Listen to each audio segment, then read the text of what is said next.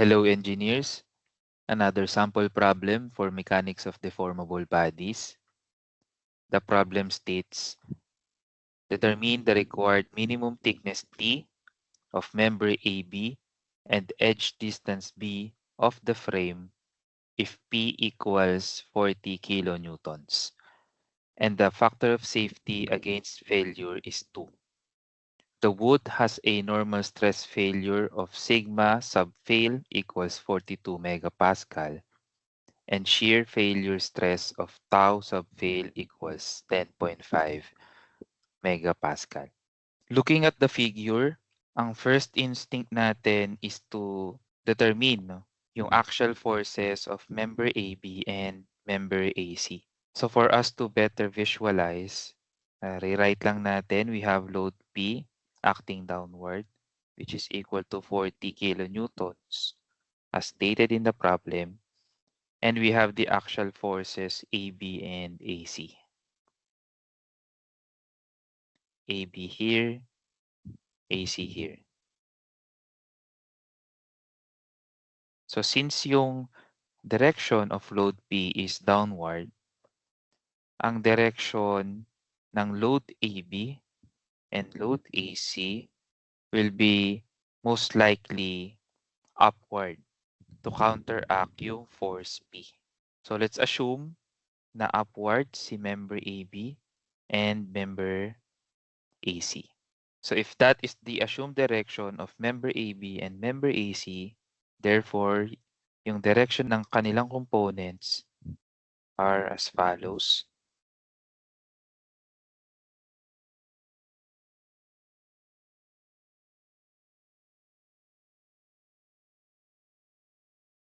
Now, as shown in the figure, meron tayong angle of inclination equal to 30 degrees here and 30 degrees here.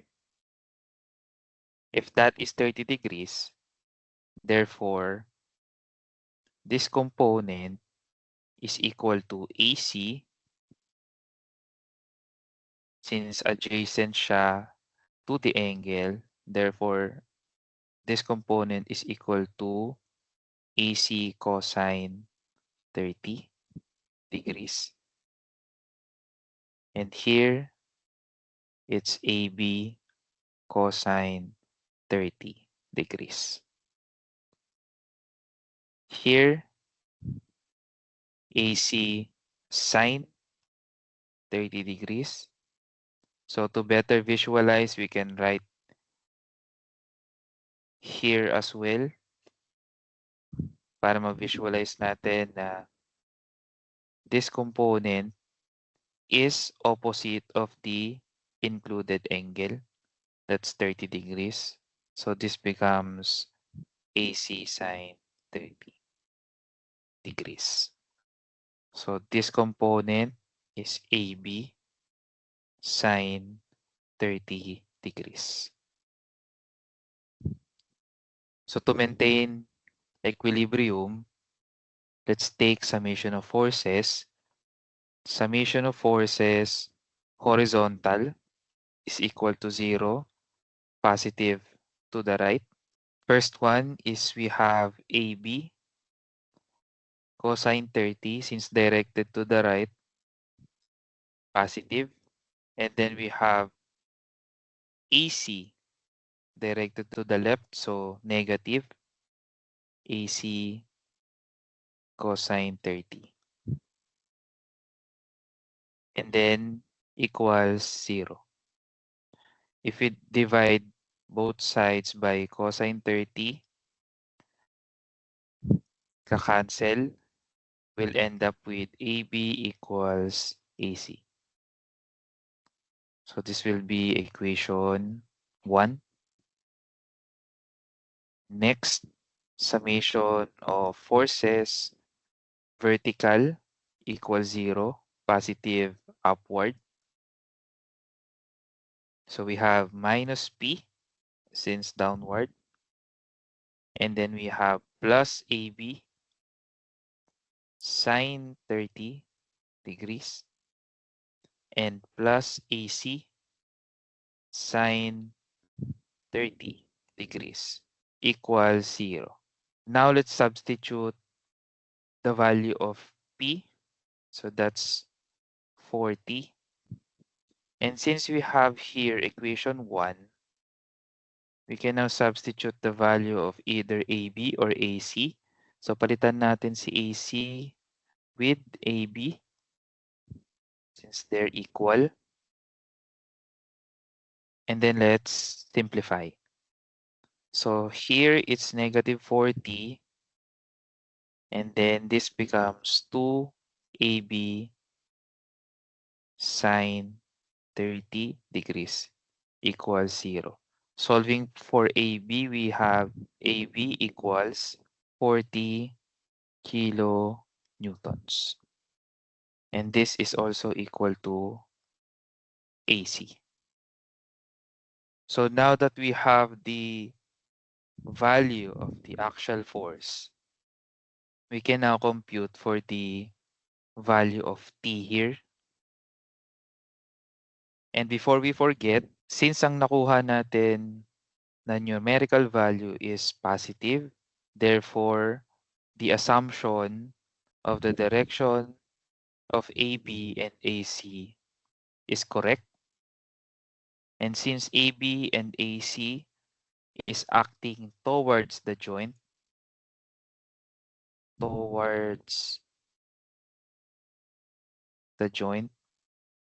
at A.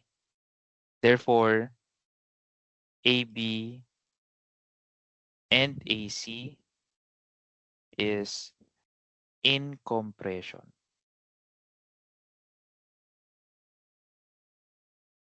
So now our next step is to determine the value of T now that we have the axial force AB. So as stated in the problem, meron tayong normal failure stress sigma fail equal to 42 megapascal. So ang ibig sabihin nito, if the stress reach 42 megapascal, then there's the failure already. However, as stated in the problem, meron tayong factor of safety against failure na 2. So anong ginagawa ng factor of safety? Nire-reduce niya yung allowable stress. So from 42, we have sigma allowable that's equal to sigma failure divided by the factor of safety. So here we have 42 megapascal divided by the factor of safety 2. And then we'll end up with 21 megapascal as the allowable stress. So recall lang natin, stress is equal to the normal force divided by the area. So here we have the allowable stress equal to 21 megapascal, and this should be greater than or equal to the actual stress, which is also equal to the normal force divided by the area. The normal force that we have computed is equal to 40 kilonewtons, and the area is 75 millimeters as shown in the figure here, multiplied by the thickness T. So rewrite lang natin.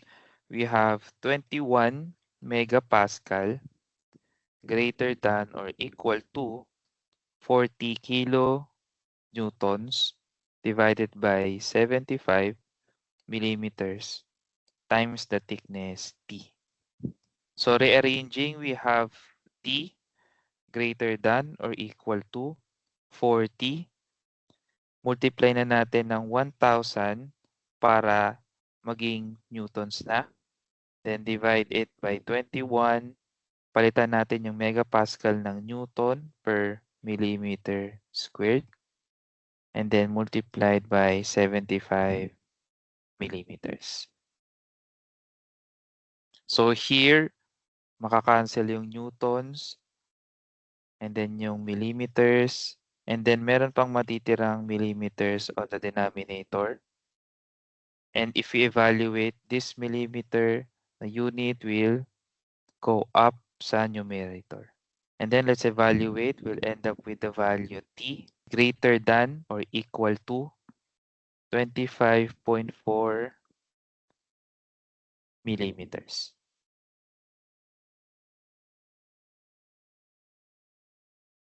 So this means that the thickness should be greater than 25.4 or else it will fail and the stress will exceed the allowable stress of 21 megapascal. So next thing is the edge distance B. So we need to determine the edge distance B. So to better visualize again, let's redraw. So we have here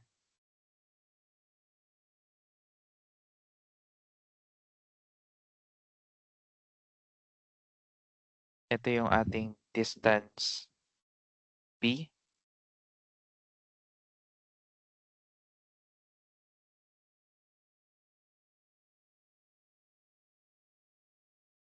Putulin natin dito. And here is the axial force AB, which is also equal to 40 kilonewtons.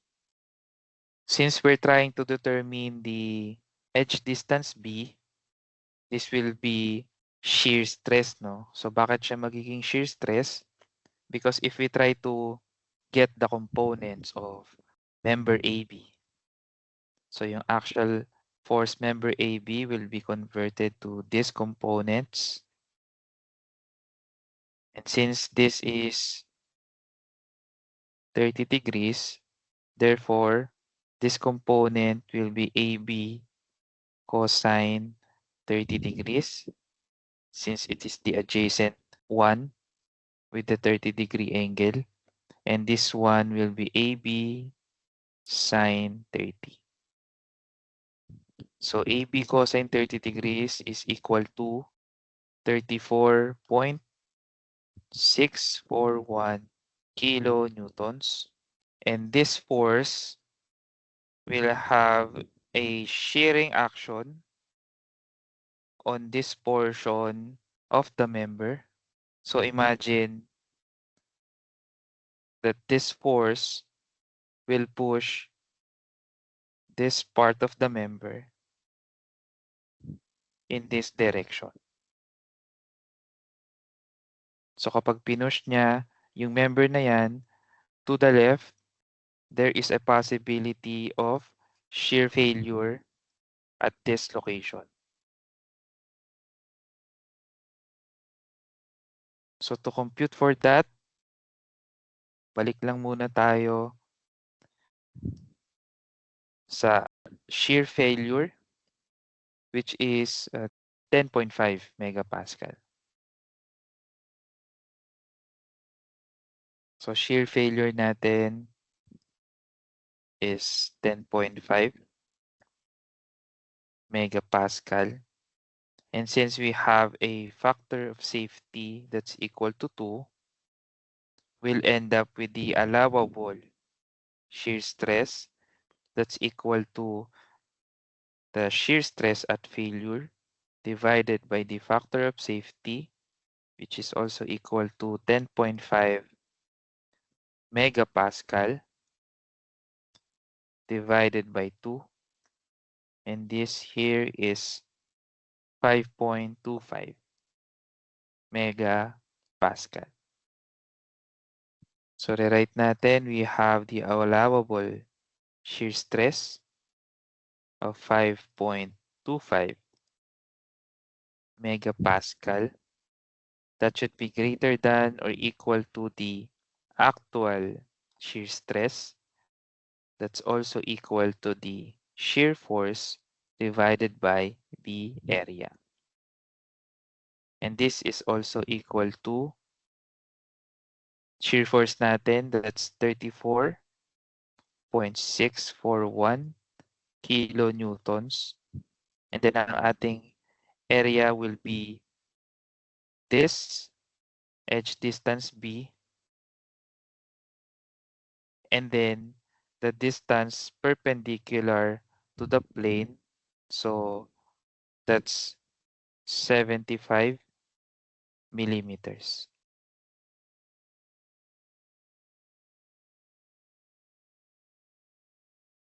As shown in the figure, we have 75 mm as the width, and then this is the edge distance. So ang ating shear area will be this portion. So going back, this is now 75 millimeters. So again, rewrite lang natin. We have 5.25 megapascal. That's greater than or equal to 34.641 kilonewtons divided by B and then multiplied by 75 millimeters. So rearranging, we have B that should be greater than or equal to 34.641. Let's multiply by 1,000 para maging newtons na, divided by 75 millimeters and 5.25 megapascal. So let's make it Newton per square millimeter. Cancel ang newtons, cancel ang millimeters. We'll end up with another remaining millimeter here. That's going to end up at the numerator. So we have the value B equal to 87.977 millimeters, or we could just write 88 millimeters.